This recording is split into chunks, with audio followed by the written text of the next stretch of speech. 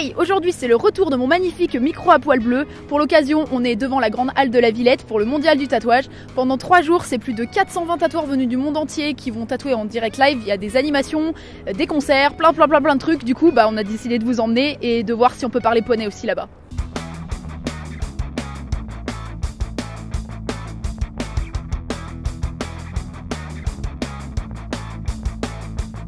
Le cheval, c'est un animal qui est pas mal représenté dans le milieu du tatouage, surtout dans le style old school, mais pas que. Il représente le pouvoir, la puissance ou encore la santé. Un des motifs qu'on retrouve souvent dans le tatouage, c'est le fer à cheval. Alors attention, il faut le représenter d'une certaine manière, c'est-à-dire à l'endroit en forme de U, parce que si on le représente à l'envers, ça porte malheur. Ça vient d'une vieille légende romaine, assez marrante, qui disait que l'empereur Néron avait fait poser des fers en or à ses chevaux pour se la péter un petit peu et en gros montrer qu'il avait du cash. Sauf que son maréchal il était super mauvais. Il savait pas poser des clous clairement, parce que du coup ces fers ils arrêtaient pas de se perdre dans la nature. Tu trouves un fer en or par terre, tranquille. Depuis, on continue de penser que trouver un fer à cheval ça porte bonheur.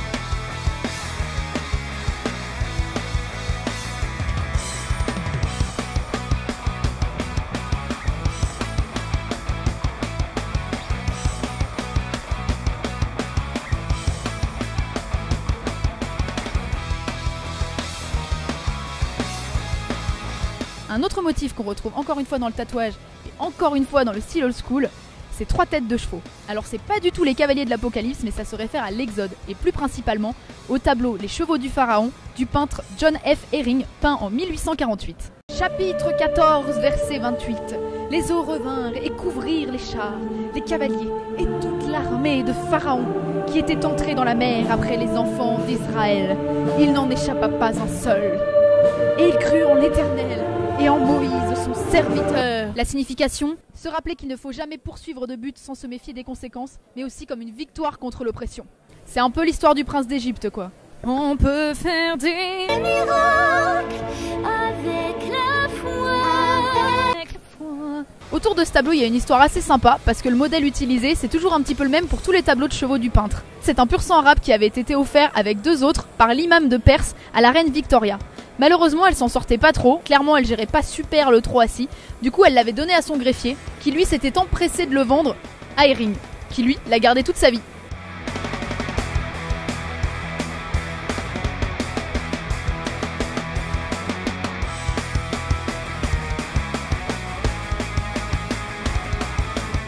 Troisième motif, et c'est un thème asiatique cette fois-ci, le Qilin ou esprit du cheval dragon.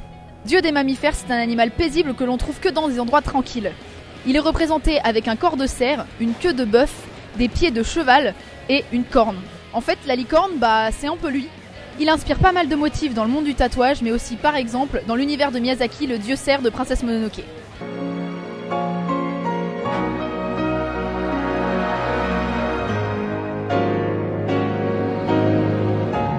Il représente la paix, la félicité et la fécondité. En gros, si t'en croises un, c'est bien pour toi.